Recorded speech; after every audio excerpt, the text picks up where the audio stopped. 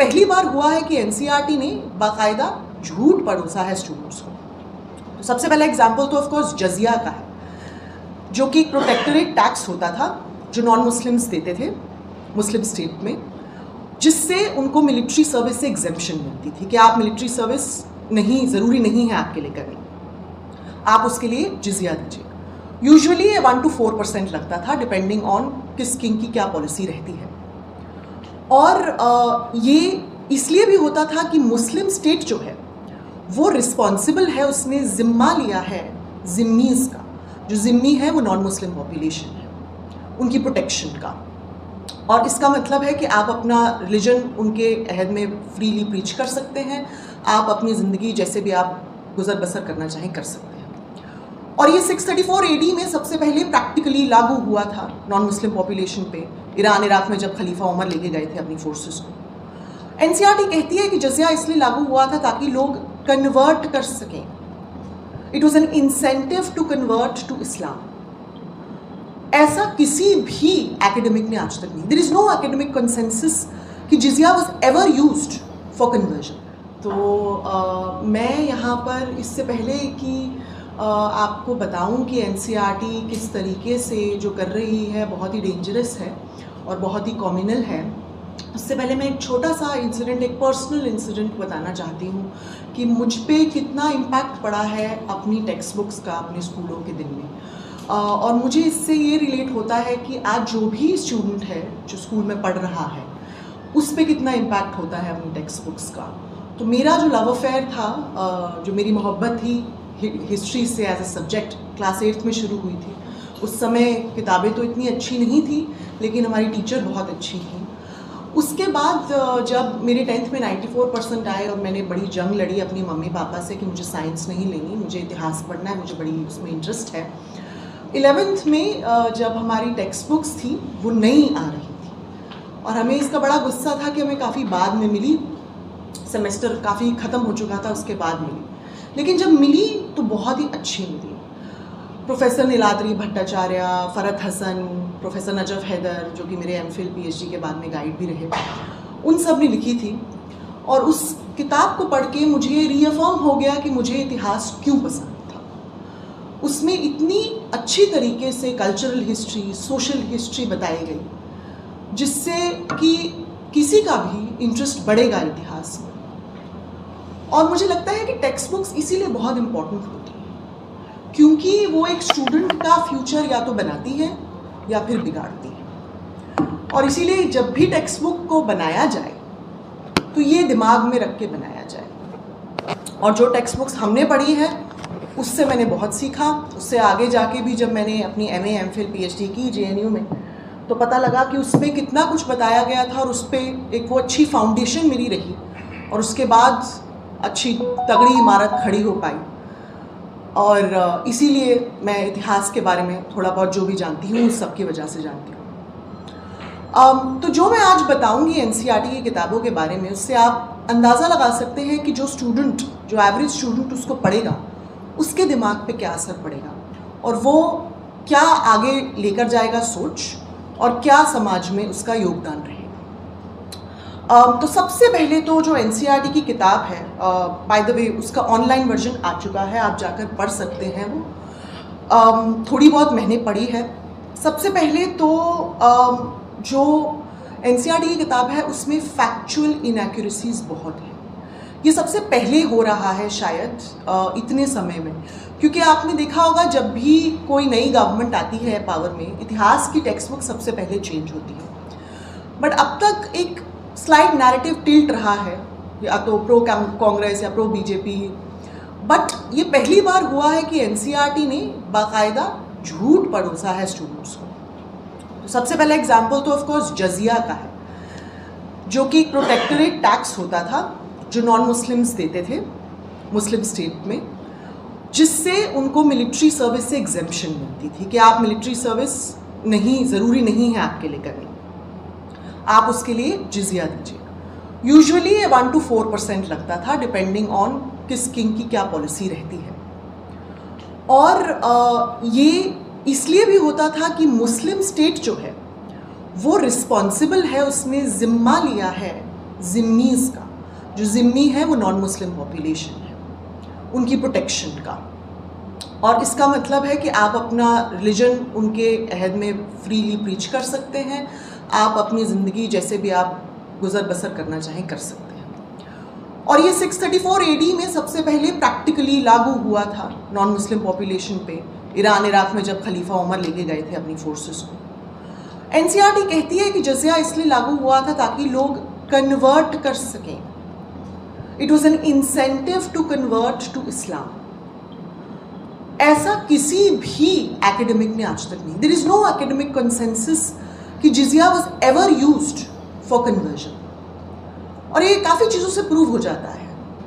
सबसे पहले तो जब खलीफा उमर लेके गए थे तब कन्वर्जन बड़ा मुश्किल था। अगर आपको कन्वर्जन करना था, अपने आप को, आपने इस्लाम कबूल करना था ईरान इराक लीवेंट वगैरह एरियाज़ में, तो आपको सबसे पहले तो किसी अरब मुस्लिम को पकड़ना था जिसके पास जिसने इस्लाम कबूला हो, जिसको इस्लाम की समझ हो। फिर आप उसके क्लाइंट बनते थे, मवाली जिसको कहा जाता था अरबी में। और उसके लिए उस अरबी मुस्लिम को श्योरिटी बॉन्ड देना पड़ता था, पैसे जमा कराने पड़ते थे खलीफा उमर के पास कि इसकी रिस्पॉन्सिबिलिटी मैं लेता हूँ, मैं इसे अच्छे से इस्लाम की तालीम दूंगा और तब जाके ये मुस्लिम बनेगा। ये नहीं कि आप सिर्फ कलमा पढ़ दो। तो उस समय कोई ये आइडिया था ही नहीं कि कन्वर्जन बहुत सारी हो, बहुत जल्दी हो।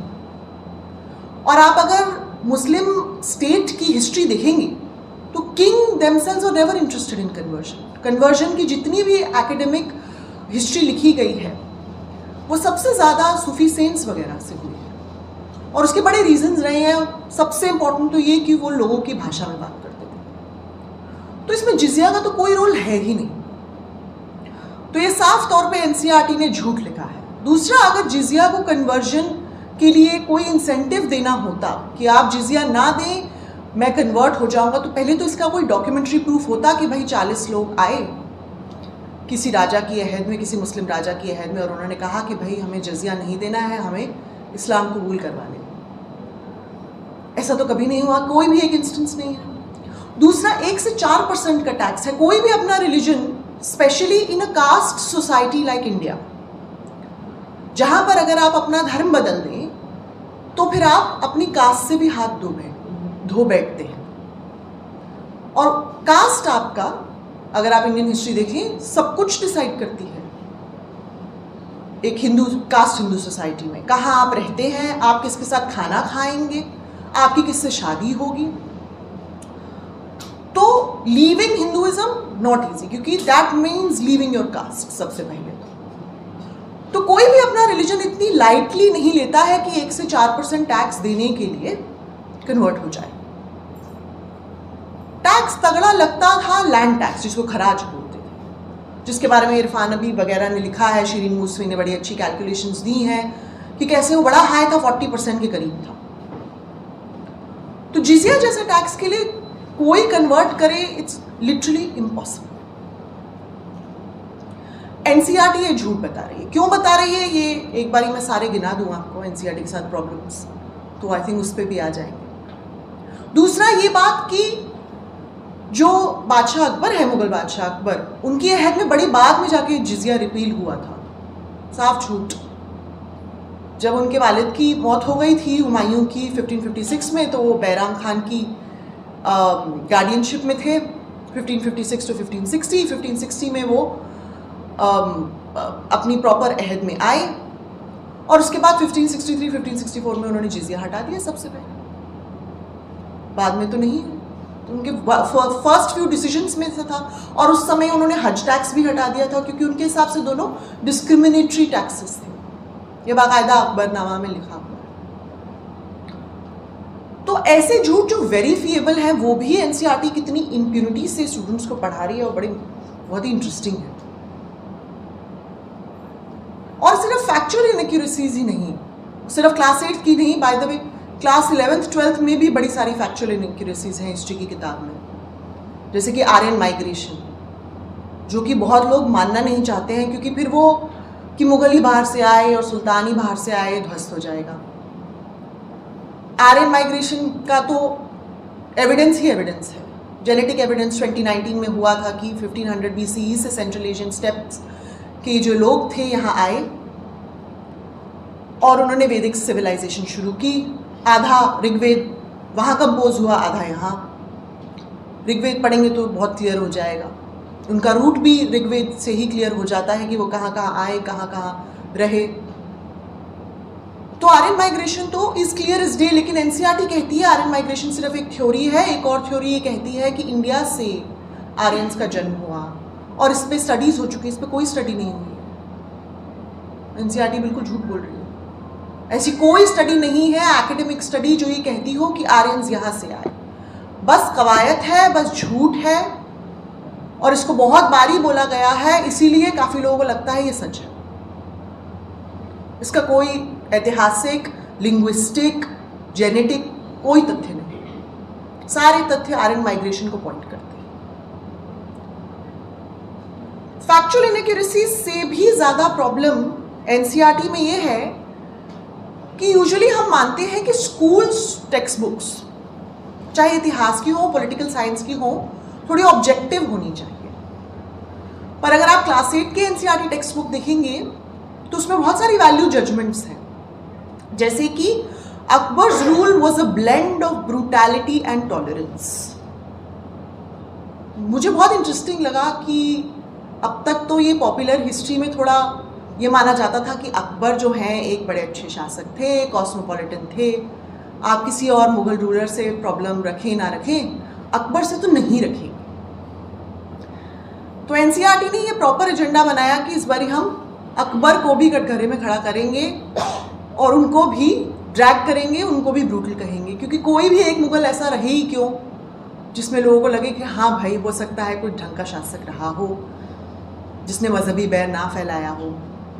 ऐसा नहीं है कि बाकियों ने फैलाया है, पर ये पॉपुलर हिस्ट्री में तो है ना, ये लोगों के दिमाग में बैठा दिया गया है कि मुगलों ने मजहबी बैर फैलाया। और अकबर की ब्रूटैलिटी को एग्जेम्पलीफाई करने के लिए एनसीईआरटी सिर्फ एक ही इंसिडेंट लाती है, चित्तौड़ की सीज का। फिर बाबर ब्रूटल है, औरंगजेब तो ब्रूटल कब से थे, अंग्रेजों के ज़माने से, और तो ब्रूटलों के सरताज माने जाते हैं। लेकिन किसी भी और राजा के लिए जो नॉन मुस्लिम हो, ये टर्म्स यूज नहीं हुए हैं। कोई भी और राजा क्रूअल नहीं था।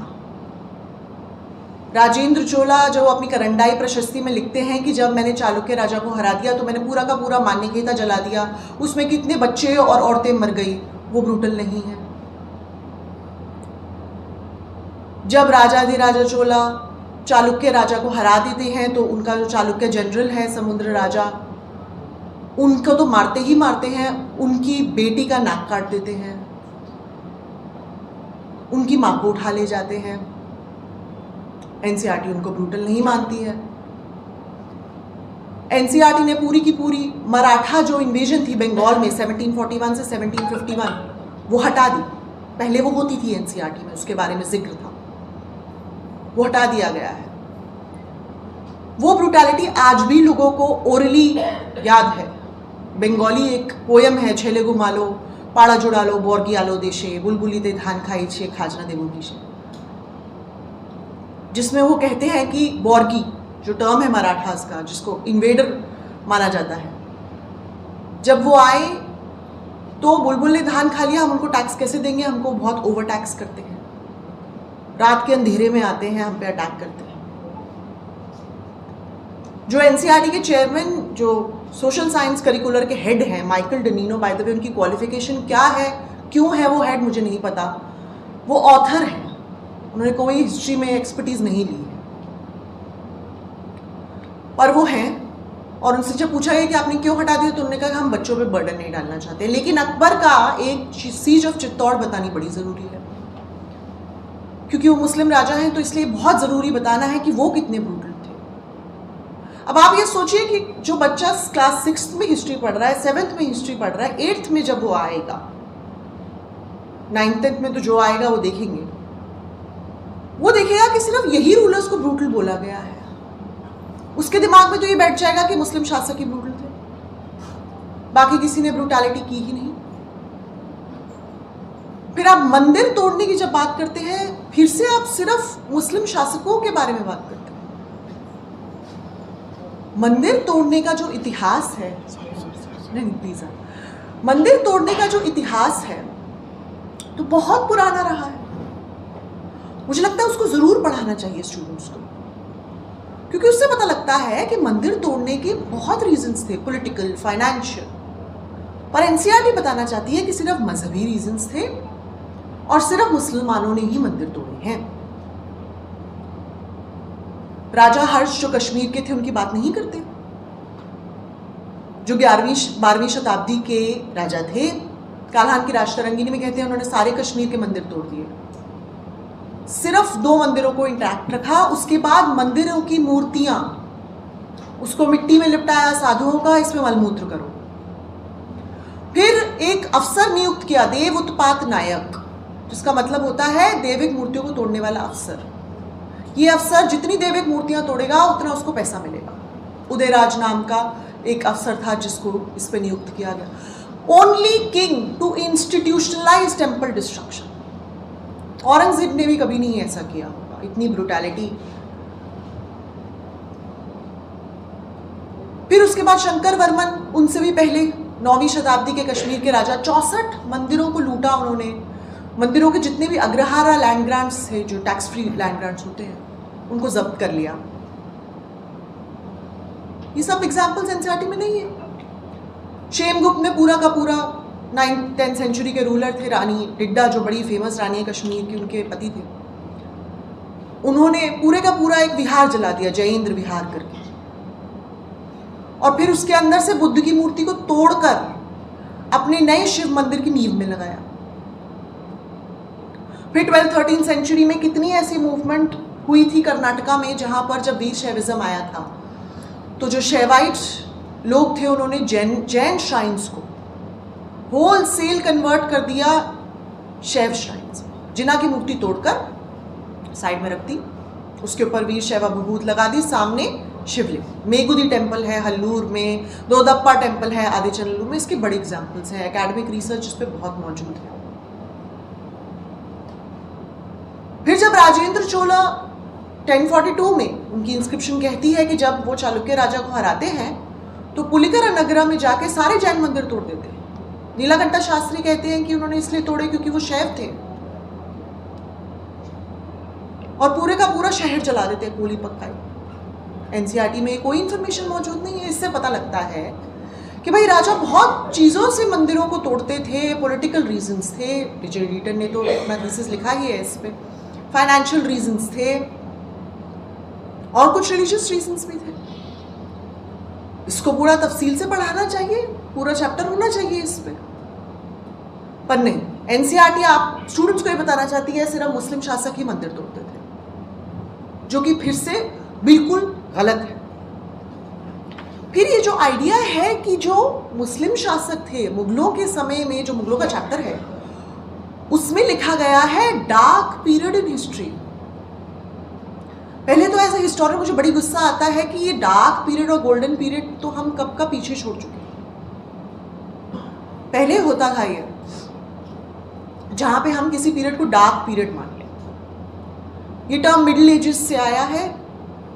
जो यूरोपीय सिविलाइजेशन है वो मिडिल एजेस को डार्क एजेस मानती थी, उन्होंने भी ये टर्म यूज करना बंद कर दिया है, क्योंकि इसका मतलब होता है कि उसमें कुछ अच्छा नहीं हो रहा है। एक सिविलाइजेशनल सुप्रीमेसी का आइडिया है यहाँ पर, कि जो हमारे तौर तरीके ना माने वो बारबेरिक, और बारबेरिक मतलब खराब। तो बड़ी सारी प्रॉब्लम्स हैं। हम इस पे एकेडमिक रिसर्च इस पे बहुत है कि क्यों नहीं होना चाहिए। गुप्ता पीरियड को गोल्डन एज बोला जाता था। आप आर.एस. शर्मा का थीसिस पढ़ लें, वो कहते हैं सबसे फ्यूडल एज गुप्ता एज थी, सो कॉल्ड गोल्डन पीरियड। तो ये डार्क एज, गोल्डन एज वैसे ही गलत इतिहास है।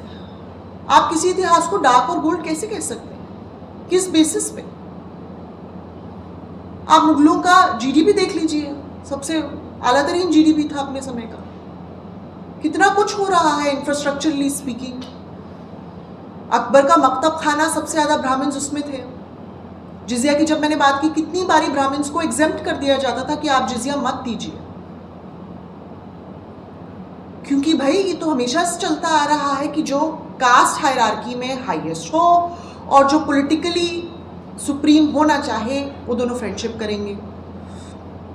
तभी तो सोसाइटी का थोड़ा सा समर्थन मिलेगा किसी भी रूलर को। कुशान्स ने भी किया था, बाहर से आए थे वो, अगेन इन्वेडर थे वो, पर उनको देवपुत्र का टाइटल मिला था because they were very close Brahmins के। तो ऐसे तो कितने सारे प्रिविलेजेस दिए जाते थे। ये सब जो डिटेल्स है एनसीईआरटी नहीं बताती है। और मुझे याद आता है अंग्रेज शासक भी जब हमारा इतिहास लिख रहे थे वो भी यही काम करते थे कि जो चीज़ उनका एजेंडा में फिट नहीं बैठती उसको साइड कर दो, उसको एक्सेप्शनल मान लो। क्योंकि सारा इतिहास उनके हिसाब से हिंदू मुस्लिम की लड़ाई का था। एंशंट मतलब हिंदू, मेडिवल मतलब मुस्लिम, और मुस्लिम आए और हिंदुओं को ऑप्रेस कर।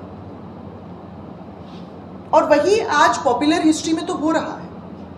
एकेडमिक रिसर्च में तो हमने इससे निजात पा लिया, हमने पीरियडाइजेशन भी सेट कर दी है, हमको अर्ली मेडिवल अर्ली मॉडर्न क्या होता है सब पता है। लेकिन पॉपुलर हिस्ट्री में आज भी वो है और अब वो टेक्स्ट बुक्स में भी आ रहा है। उसके बाद इससे ज़्यादा मुझे ये प्रॉब्लम भी है कि जो कंक्लूजन्स ड्रॉ हुए हैं ये सारी टेक्स्ट बुक्स में, चाहे वो 8th क्लास की टेक्स्ट बुक हो, क्लास 11, क्लास 12, बड़े डेंजरस कंक्लूजन्स हैं जो बच्चा सीखेगा। सबसे पहले तो बच्चे ने ये सीखा कि सिर्फ मुगलजी क्रूअल है, मुगलजी ब्रूटल है, उन्होंने बड़े लोगों को मारा है, उन्होंने ये सिविलियंस को मारा है, जो कि गलत है। मैंने ऑलरेडी एग्जाम्पल्स दे दिए कि चोला राजाओं ने भी सिविलियंस को मारा है। ऐसा हो ही नहीं सकता कि आप किसी भी कैपिटल में अटैक करें और वहाँ सिविलियन नहीं मरे। और मुझे लगता है जब आप ये पढ़ाएं बच्चों को कि राजा मारते थे लोगों को, ये भी पढ़ाएं कि आज का जो स्टेट है या सेकेंड वर्ल्ड वॉर और फर्स्ट वर्ल्ड वॉर में जो वायलेंस हुआ वो कितना ज़्यादा है। किसी भी राजा ने इतना कभी लोगों को नहीं मारा जितना मॉडर्न टेक्नोलॉजी ने मारा है। ये भी कहना बहुत इंपॉर्टेंट है। हमको लगता है पता नहीं कितना बड़ा वॉर होता होगा। कम्युनिकेशन इतनी उस समय स्ट्रांग थी ही नहीं। राजा आ रहा है, कितने लोगों को पहले ही पता लग जाता था कि लड़ाई होने वाली, लोग छोड़ के भाग जाते, सिटी डेजर्ट कर देते, बहुत कम लोग मरते थे। पर आज क्योंकि सर्विलेंस इतना है, टेक्नोलॉजी इतनी है, सेकेंड वर्ल्ड वॉर में देखिए पूरी की पूरी सिटीज जल गई। इंग्लैंड ने पूरी ड्रेसडन जला दी थी, जर्मनी मेल्ट हो गई थी, उसमें temperatures rose to some 100 degrees से भी ऊपर। कॉन्स्टेंट बॉम्बिंग, एयर बॉम्बिंग, वो सब आपको हिस्ट्री में नहीं मिलता है। तो अगर आपको ब्रूटैलिटी राजाओं की पढ़ानी है तो पहले सब राजाओं की पढ़ाइए, समझाइए कि मोनार्की में ब्रूटैलिटी कितनी इंपॉर्टेंट होती थी, क्यों यूज होता था फोर्स। और प्री मॉडर्न जो ब्रूटैलिटी है उसको मॉडर्न ब्रूटैलिटी से कंपेयर करना कितना एहिस्टोरिकल है, ये भी बहुत इंपॉर्टेंट है। ये सब नहीं बताती है। एक तरीका होता है बच्चों को समझाने का, वो एनसीईआरटी नहीं चाहती। इसीलिए उन्होंने 11th-12th की टेक्स्ट बुक से पार्टीशन रायट्स, बाबरी मस्जिद के बाद, बाबरी मस्जिद डेमोलिशन के बाद जो रायट्स हुए थे, जो गुजरात रायट्स, सब हटा दिया। क्यों? क्योंकि दिनेश साकलानी जी जो एनसीईआरटी के हेड है वो कहते हैं कि हम पॉजिटिव सिटीजन्स बनाना चाहते हैं। तो मतलब पॉजिटिव सिटीजन्स तो नहीं हुआ, ये तो ऑस्ट्रिच बनाना होगा। बच्चों, ये इन्फॉर्मेशन का दौर है, बच्चों को पता है ये रायट्स हुए हैं। बच्चा अगर किताब में नहीं पढ़ेगा, वो बाहर से जाके पढ़ेगा, इंटरनेट से पढ़ेगा, और वहाँ पर अपने खुद के कुछ भी कंक्लूजन्स ड्रॉ कर देगा। अगर आप रायट्स टीचर के हाथ में थमा देंगे, जिसको एक सेंसिटिविटी होगी पढ़ाने की कि कैसे पढ़ाया जाता है इसको, ताकि बच्चे से सीखे कि ये दोबारा ना हो, तो वो कुछ अच्छा सीखेगा, कुछ सकारात्मक, तभी तो बनेगा पॉजिटिव सिटीजन। इंटरनेट से सीखेगा तो कैसे बनेगा पॉजिटिव सिटीजन? कुछ भी समझ लेगा। और जिस तरीके का आज मजहबी बैर वैसे ही फैला हुआ है पॉलिटिकल एजेंडा के तहत, उससे तो और भी गलत सीखेगा। तो ये जो क्रिटिकल थिंकिंग को मारने का पूरा सिस्टम चल रहा है पिछले 10 साल से, कि बच्चा जो है एक प्री कंसीव नोशन के तहत लिखी गई टेक्स्ट बुक को पढ़े और वही कंक्लूजन्स ड्रॉ करे जो हम चाहते हैं वो ड्रॉ करे, खुद के कंक्लूजन्स ना बनाए, वो खुद की क्रिटिकल थिंकिंग ना डेवलप करे। क्योंकि अगर कोई क्रिटिकल थिंकिंग स्टूडेंट डेवलप करेगा तो कल को सवाल पूछेगा, गवर्नमेंट से सवाल पूछेगा। वो नहीं चाहते ऑब्वियसली। गवर्नमेंट से सवाल पूछना तो अब बहुत ही दूभर हो गया है, वैसे ही अलाउड नहीं है। और अगर पूछते हैं तो फिर कहते हैं कि भाई आप तो देश पे सवाल उठा रहे हैं। तो ये बहुत इंपॉर्टेंट है जानना कि जो एनसीईआरटी कर रही है वो बड़ा डेंजरस है। वो बच्चों को ये सिखा रही है कि सिर्फ मुस्लिम शासक ऐसा करते थे। एक लाइन में वो कहती है कि आज के मुस्लिम्स का इससे कोई लेना देना नहीं है, nobody today is responsible for what they did. But आपको लगता है कि ये कंक्लूजन ड्रॉ होगा बच्चों के द्वारा? नहीं। जब आपने इतना क्लियर कर दिया अपना प्रोपेगेंडा कि आपने इंडियन हिस्ट्री का विलन मुगल शासकों को डिक्लेयर कर ही दिया है, तो बच्चा तो वही सीखेगा ना। आपका ये एक टोकन लाइन डालने से क्या फायदा होगा? तो एक तो हिस्ट्री का तो हनन है ही, जो लिख रहे हैं वो तो ए हिस्टोरिकल है ही, बट उसके ऊपर डेंजरसली कम्युनल भी है। और फिर बाद की चीज़ों में, जैसे हम पहले जब मूवीज़ देखने जाते थे जोधा अकबर वगैरह, तो हमने टेक्स्ट बुक वगैरह में पढ़ा था कि भाई जोधा तो कोई अकबर की बीवी नहीं थी, बट हाँ वो राजपूत प्रिंसेस ही भारमल कछवाहा की डॉटर थी। तो जब हम मूवी देख रहे थे हमें पता था कि क्या सही है क्या गलत है, और क्या फिक्शन दिखाया जा रहा है क्या नॉन फिक्शन दिखाया जा रहा है, क्या हिस्टोरिकल है थोड़ा बहुत जितना भी है। पर आज के बच्चे जब छावा वगैरह देखने जाएंगे वो देखेंगे जो एनसीईआरटी किताब में लिखा है वही छावा में दिखा रहे हैं, सेम। तो छावा जो दिखा रही होगी सही दिखा रही होगी। ये मेरी प्रॉब्लम है कि बच्चे के पास अब कोई ऐसी सोर्स रह नहीं गई है जिससे वो ये एनालाइज कर सके कि जो मैं देख रहा हूं वो सही देख रहा हूं, गलत देख रहा हूं, क्या दिखाया जा रहा है। आपने बच्चों को लाचार बना दिया है क्योंकि उनके पास अब कुछ अपनी थिंकिंग रह नहीं गई। पकी पकाई जो आपकी सोच है वही आपने बच्चों में फीड कर दी। एंड ये बाय द वे वो बच्चे हैं जो कि 90-95% बच्चे अपने मन से कभी भी बाद में जाके इतिहास नहीं पढ़ेंगे। सबको पता है ये बात। कितने बच्चे 11th 12th में हिस्ट्री ऑप्ट करते हैं? बहुत कम। कितने बच्चे बीए करते हैं हिस्ट्री में, कितने बच्चे एमए, मैं पढ़ा चुकी हूँ दिल्ली यूनिवर्सिटी, मुझे पता है। कितने बच्चे ऐसे लेते हैं हिस्ट्री की उनको कोई और नहीं मिला सब्जेक्ट, उनका जेन्युइनली मन नहीं होता, इंटरेस्ट नहीं होता,